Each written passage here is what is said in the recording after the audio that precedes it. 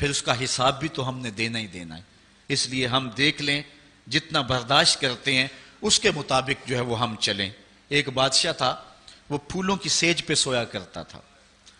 خادمہ اس کے لیے پھولوں کی سیج بچھایا کرتی تھی. مدت گزر گئی، پھولوں کی سیج پہ سونے کا عادی تھا. ایک دن خادمہ نے سوچا، لونڈی نے سوچا، روزانہ بادشاہ اس سیج پہ سوتا ہے، پتہ نہیں کیا لطف ہوگا. کمر سیدھی کرنے کے لیے، اس سیج کا لطف اٹھانے کے لیے وہ بھی لیٹ گئی. سیج تیار کرنے کے بعد ایک لمحے کے لیے کمر سیدھی کی تو سارے دن کی تھکی ہوئی تھی، آنکھ لگ گئی.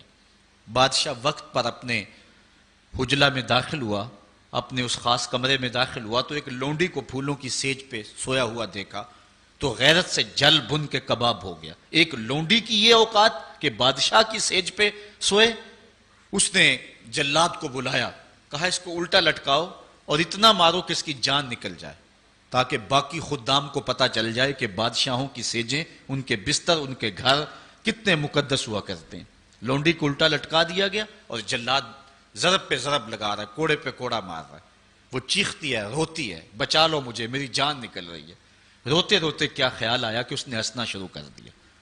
بادشاہ نے جلاد کو کہا رک جا، اس لونڈی سے پوچھ روئی کیوں ہے، اسے یہ بھی پوچھ ہنستی کیوں ہے. جلاد نے کہا لونڈی بتا روتی کیوں ہے. اس نے کہا تجھے نہیں پتا جب کوڑا لگتا ہے تو جان نکلنے کو آتی ہے، نزا کا عالم طاری ہو جاتا ہے. کہا یہ تو سمجھ ہے، لیکن ہنستی کیوں ہے.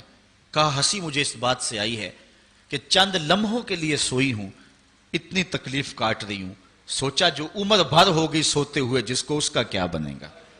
جس کی زندگی بیت گئی اس سیج پہ سوتے ہوئے، اس کا کیا بنے گا.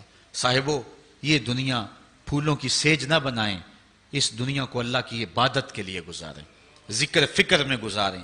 سحری کے وقت اٹھ کے مصلے پہ کھڑا ہو کے رونا سیکھیں، اللہ کے حضور آئیں، سارے کام چھوڑ دیں، رزق کی تلاش میں رازق کو بھول نہ جائیں. تم سمجھتے ہو دکان بند کر کے چلے گئے تو شاید میری آج کی سیل کم ہوگی.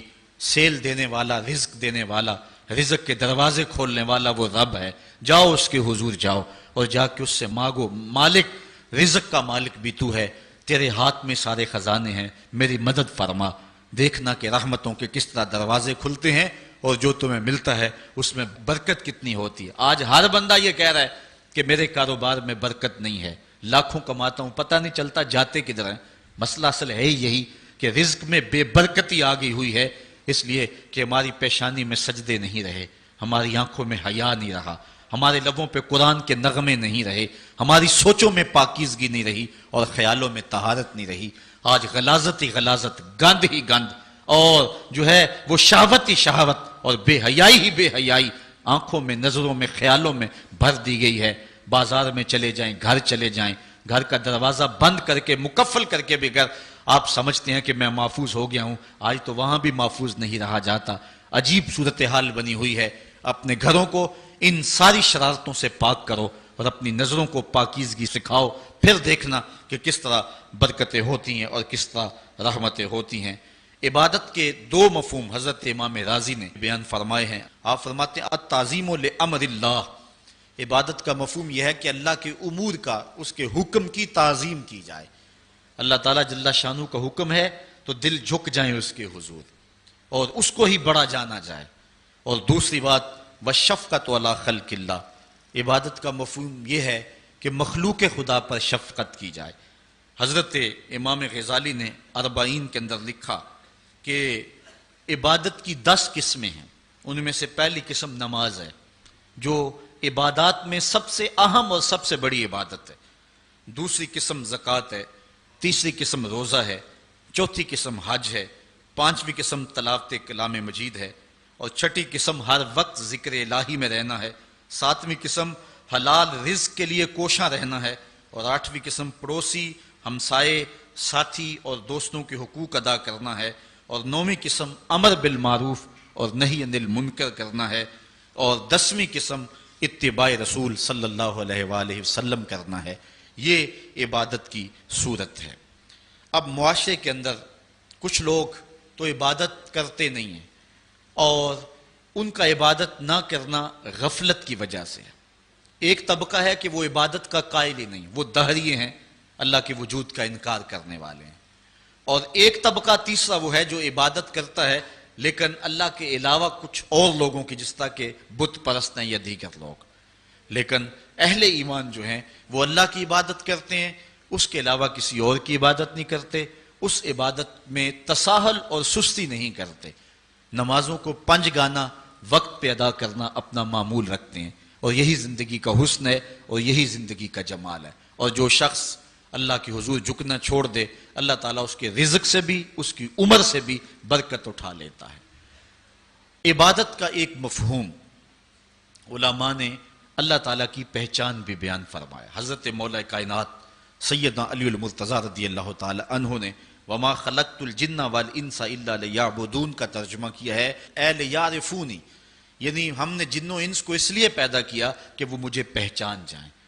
اللہ تعالیٰ جل شانہ کی پہچان بندے کے اوپر جو ہے وہ ضروری ہے. اور جو شخص اس دنیا پہ رہ کے رب کی معرفت حاصل نہ کر سکا تو وہ قیامت کے دن بھی نابینا اٹھایا جائے گا. اللہ تعالیٰ جل شانہ نے یہ بات قرآن میں واضح طور پہ بیان فرمائی، من کان فی ھذہ اعمی فہو فی الآخرۃ اعمی واضل سبیلا. جو اس دنیا پر اندھا رہا کل قیامت کے دن بھی اندھا ہی اٹھایا جائے گا. اس سے ان آنکھوں کی جو ہے وہ بے نوری مراد نہیں ہے.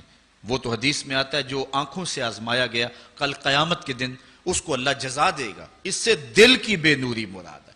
ساری زندگی گزار دی، کاروبار کا پتہ کیسے کرنا ہے، سیاست کا پورا پتہ ہے کیسے کرنی ہے، ایک ایک امر کا پتہ ہے، ہر چیز کا پتہ ہے، نہیں پتہ تو جس نے پیدا کیا ہے، جو ہمارا خالق ہے، جو ہمارا رازق ہے، جو ہمارا مالک ہے، ہم لمحہ لمحہ ایک ایک ساتھ ایک ایک گھڑی جس کے محتاج ہیں. شیخ سعدی فرماتے ہیں سانس اندر جائے تو پھر بھی اس کے محتاج ہیں، اندر سے خیریت سے باہر آئے تو پھر بھی اس کے محتاج ہیں.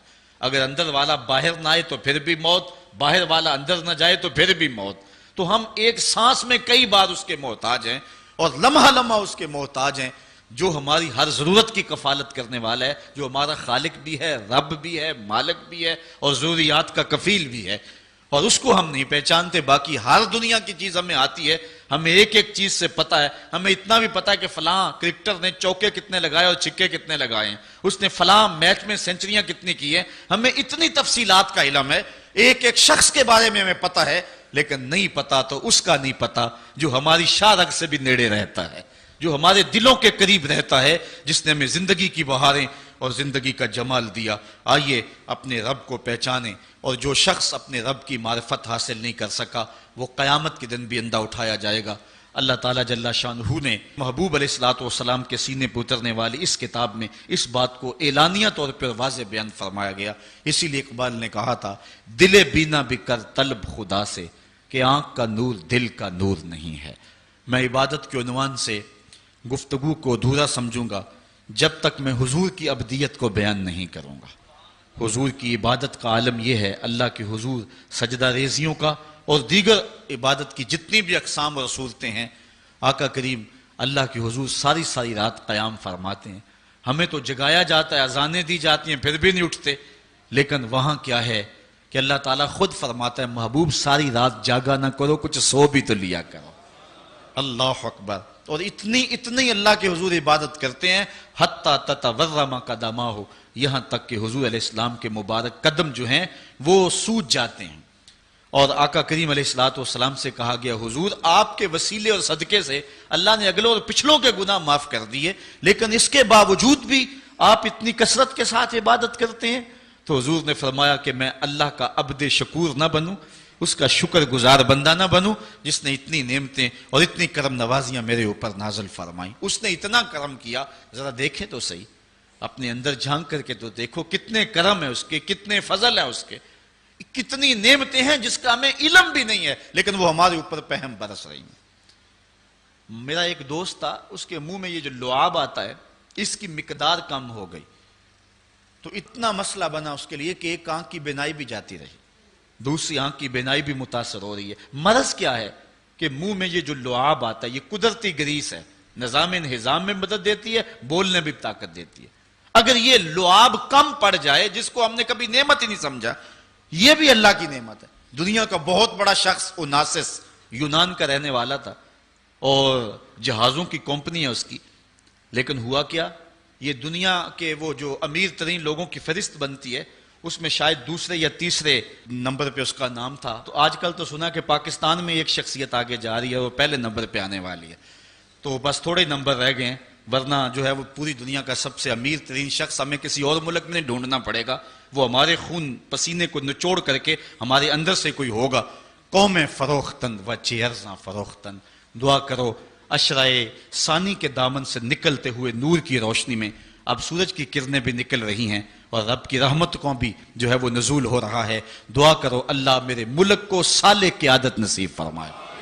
تو اوناسس جو ہے وہ جہازوں کا کام کرتا تھا، اس کی بہت بڑی جو ہے وہ کمپنی تھی. ہوا اسے کیا، اس کے یہ آنکھوں کے جو پپوٹے ہیں یہ کام کرنا چھوڑ گئے. یہ قدرت نے سسٹم لگایا، آٹومیٹک سسٹم. ادھر سے تنکا اڑا، ادھر آنکھ بند ہو گئی. ادھر عزم ہوا، ارادہ ہوا، آنکھ بند ہو گئی. اتنی جلدی یہ سسٹم کام کرتا ہے. اس کو یہ مرض لاحق ہوا کہ جو پٹھے ہیں نا اس کے، یہ کام کرنا چھوڑ گئے. اب ڈاکٹر سلوشن ٹیپ لگا کے آنکھ کھولتا تھا اور رات کو سونا ہوتا تو وہ ٹیپ اتار دیتا. کسی نے اوناسس سے پوچھا کہ تیری زندگی کی سب سے بڑی آرزو، انٹرویو کرتے ہوئے اس نے کاش میں اپنی آنکھیں اپنی مرضی سے کھول سکوں. کہا اس کے لیے قیمت لگانی پڑے تو کوئی پیسے لگا سکتا ہے؟ اس نے کہا ساری دولت جھونک دوں گا لیکن کاش اپنی آنکھیں اپنی مرضی سے کھول سکوں. تو یہ کتنی بڑی نعمت ہے، ہم نے کبھی سوچا، گمان بھی نہیں کیا کہ کیا کیا سسٹم اس نے لگائے ہوئے. یہ تو ایک سادہ سا سسٹم ہے، ورنہ کیا نظام انہضام کا سسٹم ہے، تنفس کا نظام ہے. اور اس کے علاوہ جو ہے وہ دماغ اللہ نے عطا فرمایا. کتنا غافل شخص ہے کہ اس کی اتنی نعمتیں وصول کرنے کے بعد بھی اس کے حضور حاضر نہیں ہوتا. لیکن میرے اور آپ کے آقا و مولا اللہ کے وہ با کمال بندے ہیں کہ بندگی کی انتہا حضور کی ذات ہے.